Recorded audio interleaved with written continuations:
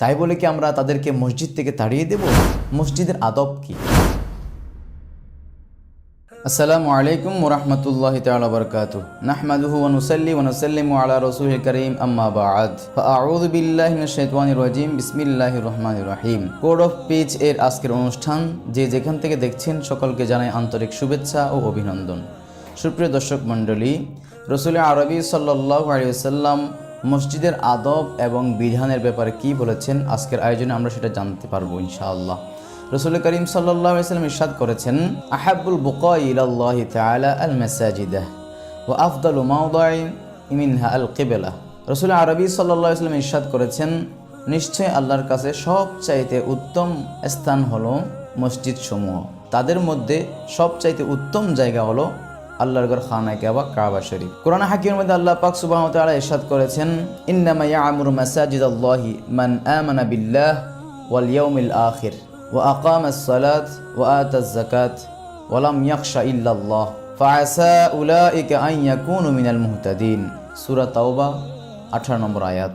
এই আয়াতের থেকে আমরা বুঝতে পারলাম, যাদের মধ্যে ঈমান আছে, আখিরাতের ব্যাপারে ভয় আছে এবং যারা নামাজ কায়েম করে এবং যাকাত আদায় করে, তারা আল্লাহকে ছাড়া কাউকে ভয় করে না। ইন্নামা ইয়া'মুরু মাসাজিদাল্লাহ, তারাই আল্লাহর মসজিদ সমূহ প্রতিষ্ঠা করে থাকেন। সম্মানিত দর্শক মণ্ডলী, মসজিদ বানানো এটা অত্যন্ত সওয়াবের কাজ, পুণ্যের কাজ এবং আল্লাহর সন্তুষ্টি অর্জিত হয়। এখন আসুন, মসজিদের মধ্যে আমাদের কীরকম আদব বজায় রাখতে হবে, মসজিদের আদব কি? রাসূল আরবি সাল্লাল্লাহু আলাইহি ওয়াসাল্লাম ইরশাদ করেছেন, হাদিসখানা আবু দাউদ এবং ইবনে হিব্বানের মধ্যে রয়েছে। হযরত উমামা রাদিয়াল্লাহু তাআলা আনহু থেকে বর্ণিত, রাসূল পাক সাল্লাল্লাহু আলাইহি ওয়াসাল্লাম ইরশাদ করেছেন, 3 ব্যক্তি আল্লাহর জিম্মায় থাকে। 1, যে ব্যক্তি ঘরে প্রবেশ করার সময় সালাম দিয়ে প্রবেশ করে।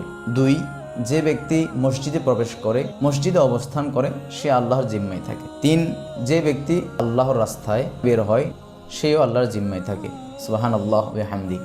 তাহলে আমাদের মধ্যে যারা মসজিদে অবস্থান করি নামাজের জন্য কিংবা ইতিকাফের জন্য, তারা আল্লাহর জিম্মায় থাকি।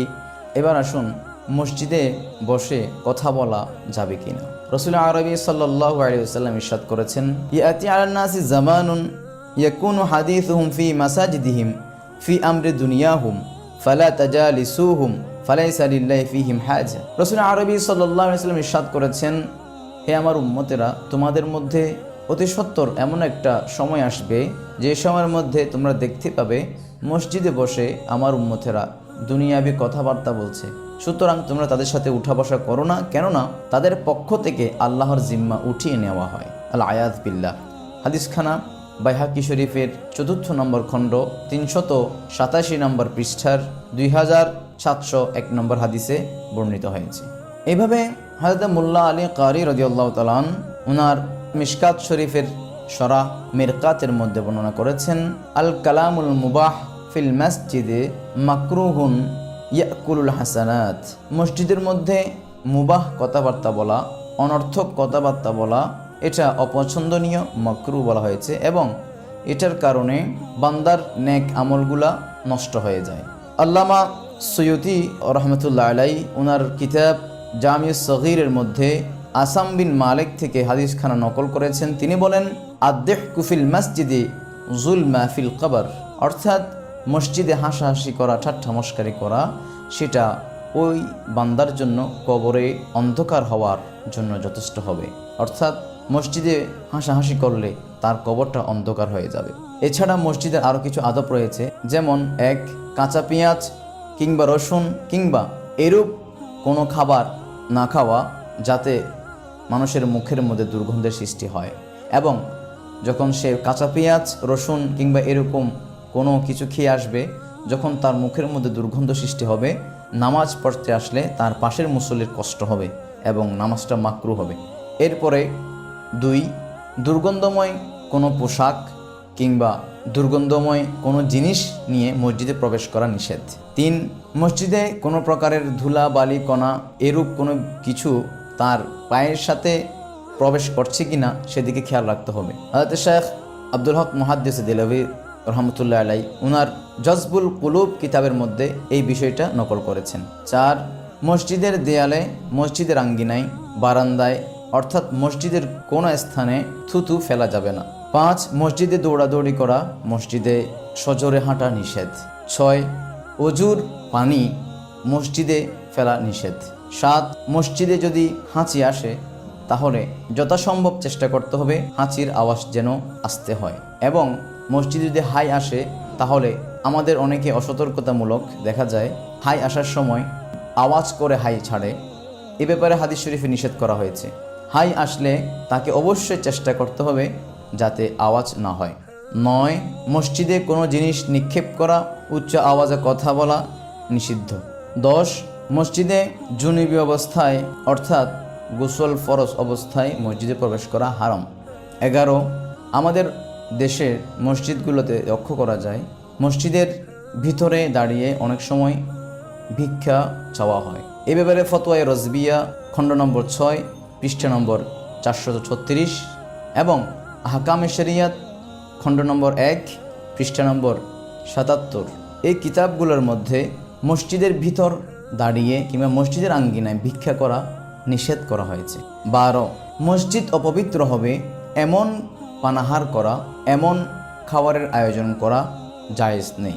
যেমন বিশ্ববিখ্যাত ফতোয়ার কিতাব রদ্দুল মুখতারের মধ্যে এতেকাফের অধ্যায়ে এসেছে, ওয়াজ্জাহিরু আন্না মিসলান নওমি ওয়াল আকলি ওয়া শুরবে ইযা লাম ইয়াশগুল আল মসজিদা ওয়া লাম ইয়ালুসু লিআন্না তানযীফাহু ওয়াজিবুন।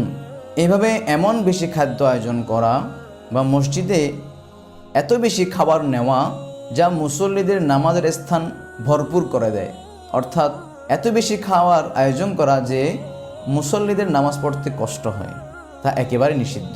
এটা ফতোয়ায়ে রজবিয়ার ৩৩ নম্বর খণ্ডের 593 পৃষ্ঠার মধ্যেও এসেছে। 12. কেরোসিন বা দুর্গন্ধময় জাতীয় এরূপ কোনো কিছু মসজিদের মধ্যে নেওয়া বা আগুন জ্বালানো নিষিদ্ধ। 13.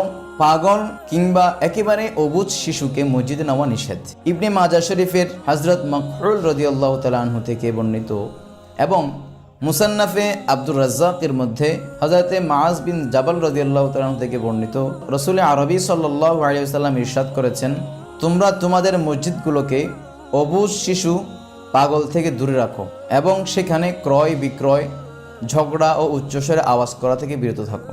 রদ্দুল মুখতার বাহারে শরিয়াত 3 নম্বর খণ্ড 182 নম্বর পৃষ্ঠা, ফতোয়া রজবিয়া 6 নম্বর খণ্ড 430 নম্বর পৃষ্ঠা। এখন আসুন, আমাদের দেশে দেখা যায় মসজিদে যখন 6 বৎসর কিংবা 7 বৎসরের সন্তান যখন মসজিদে নামাজ পড়তে আসে, তারা মসজিদে যখন তাদের স্বভাবের কারণে দুষ্টুমিতে লিপ্ত হয়, তখন আমাদের অনেক মুরব্বীরা না বুঝে শিশুদেরকে ধমক দেয়। এটার সমাধান কি হবে? রাসূল আরবী সাল্লাল্লাহু আলাইহি ওয়াসাল্লাম অন্য একটি হাদিসের মধ্যে ইরশাদ করেছেন, মুরু আওলাদাকুম বিসসালাত। যখন তোমাদের সন্তানদের 7 বৎসর হয় তখন তোমরা নামাজের জন্য আদেশ দাও।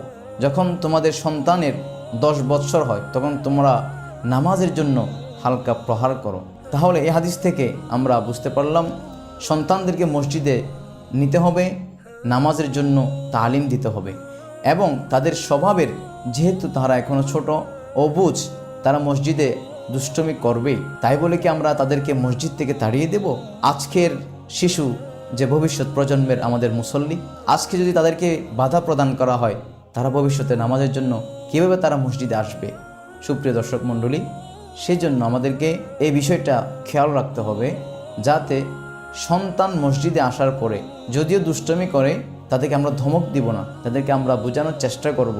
রাসূল আরবী সাল্লাল্লাহু আলাইহি ওয়াসাল্লাম মসজিদে নববীর মধ্যে যখন নামাজ পড়তেন, ইমামে হাসান এবং ইমাম হুসাইন রাদিয়াল্লাহু তাআলা আনহুমা মসজিদের মধ্যে এসে রাসূল পাক সাল্লাল্লাহু আলাইহি ওয়াসাল্লামের সিজদা অবস্থায় ওনার কাঁধের মধ্যে উঠে বসতেন এবং যতক্ষণ পর্যন্ত তারা স্বেচ্ছায় আমার প্রিয় নবীর কাঁধ মুবারক থেকে নেমে না যেতেন ততক্ষণ পর্যন্ত রাসূল আরবী সাল্লাল্লাহু আলাইহি ওয়াসাল্লাম তার সিজদাকে দীর্ঘ করতেন। সুবহানাল্লাহ ওয়া বিহামদি। তাহলে এর থেকে আমরা শিক্ষা পেলাম মসজিদের মধ্যে যেমনিভাবে আমাদের আদব রক্ষা করতে হবে, শিষ্টাচার রক্ষা করতে হবে, মসজিদের আদব রক্ষা করে আমাদেরকে নামাজ আদায় করতে হবে, ইবাদত বন্দেগী করতে হবে। অনুরূপভাবে আমাদের শিশু যারা মসজিদের মধ্যে আসবে তাদেরকে আমরা ধমক না দিয়ে বোঝানোর চেষ্টা করব যে মসজিদের মধ্যে আদব রক্ষা করতে হয়। আল্লাহ পাক সুবহানাহু ওয়া তাআলা আমাদেরকে আমল করার তৌফিক দান করুন। ওমা তৌফিক ইল্লা বিল্লাহ। আসসালামু আলাইকুম ওয়া রাহমাতুল্লাহি তাআলা ওয়া বারাকাতুহু।